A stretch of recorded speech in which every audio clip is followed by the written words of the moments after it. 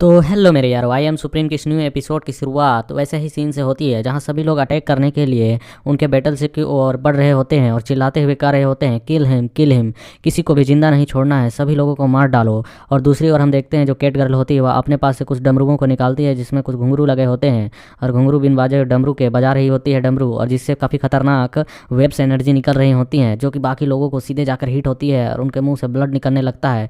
वह एक खतरनाक अटैक की तरह होती है जिसके दर्द की वजह से वे लोग अपने कान को ढकने लगते हैं और पीछे की ओर हटने लगते हैं। तभी उनका जो दूसरा मंकी मैन वाला जो साथी होता है वह आगे की ओर बढ़ जाता है और कई लोगों को काटते हुए आगे की ओर निकलने लगता है। तभी हम देखते हैं उनके सारा टीम अपने अपने वेपन्स को लेते हुए सभी लोगों को मारना चालू कर देते हैं। और ऐसे खतरनाक सीन को देखकर जो मिस किंग लुओ होती है वह हैरान हो जाती है, कहती है आखिर ये क्या हो रहा है।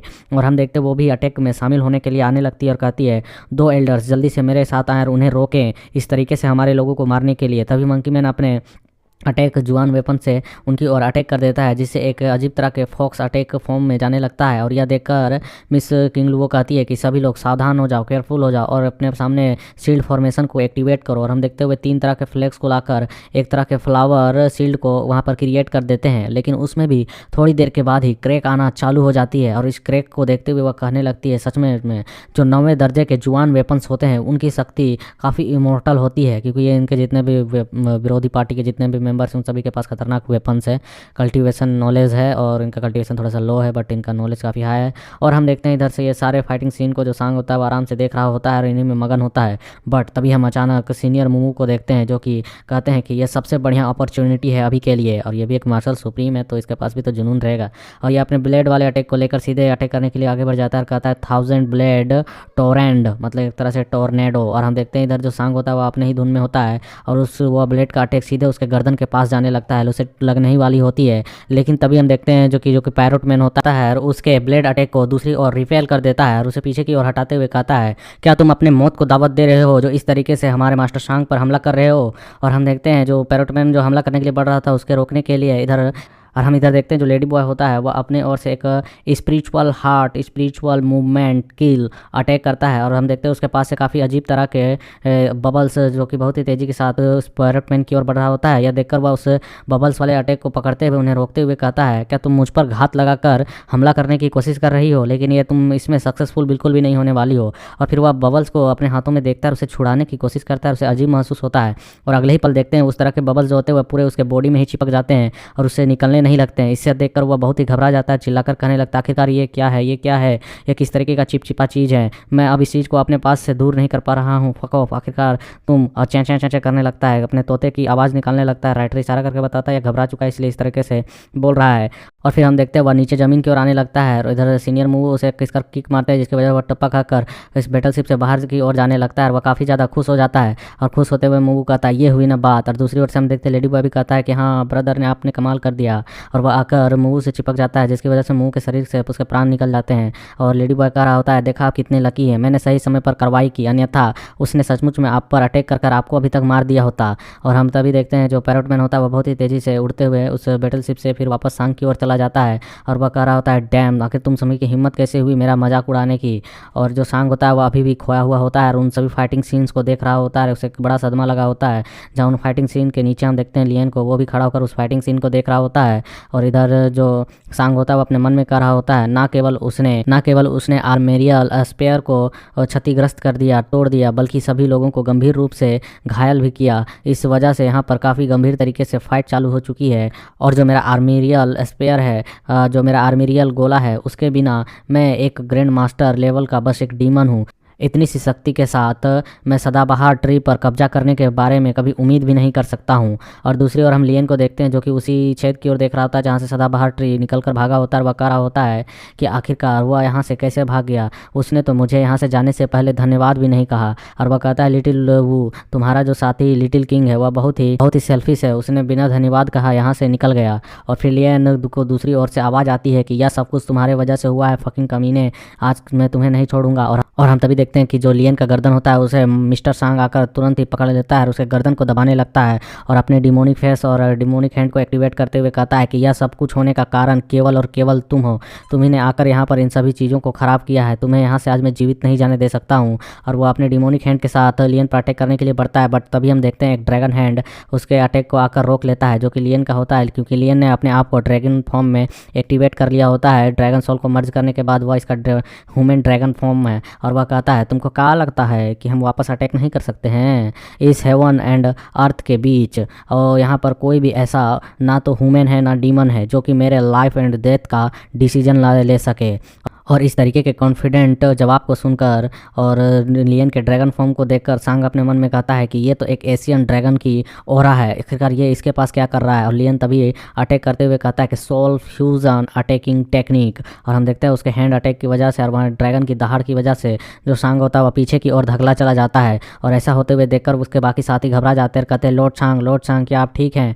और हम देखते हैं तभी जो लियन होता है वह वहाँ पर अपने एक नए टेक्निक को जो कि हाल फिलहाल में उसने क्रिएट किया था उसे एक्टिवेट करते हुए कहने लगता है कि the wind and cloud rise at my combination, heaven and earth are under my control. यहाँ के सभी चीज़ें किसके कंट्रोल में है? लियन के। यहाँ की हवाएं, बादल और सभी चीज़ें। और हम देखते हैं लियन के अगल बगल में उसी तरह के गोल्डन लाइन्स को बहते हुए देखकर लाल दाढ़ी चिल्लाकर कहता है ये तो होली टेक्निक है। और इधर यंग मास्टर भी कहता है हाँ तो क्या इसने उस समय जो किया था वह कोई संयोग नहीं था, वह इस चीज़ को सीख चुका है, इसे कंट्रोल कर सकता है। और लियन को हम देखते हैं जो कि अभी अपने ड्रैगन हैंड फॉर्म को एक्टिवेट कर रहा होता है और एक्टिवेट करते हुए एक टेक्निक का नाम लेता है कि dragon soul great wind and cloud palm. और हम देखते हैं बहुत ही बड़ा ड्रैगन हैंड होता है जिसके बड़े बड़े नाखून होते हैं, वह सीधे मिस्टर सांग की ओर अटैक करने के लिए बढ़ रहा होता है। सांग उसे अपने हैंड से रोकने की कोशिश करता है और हम देखते हैं कस के तमाचा वाला वहाँ पर अटैक हुआ था बुम से करके। जो सांग होता है वह पीछे की ओर बादलों को चीरते हुए गिर रहा होता है। और ये सारा सीन देखकर उसके साथी कहते हैं लॉर्ड सांग।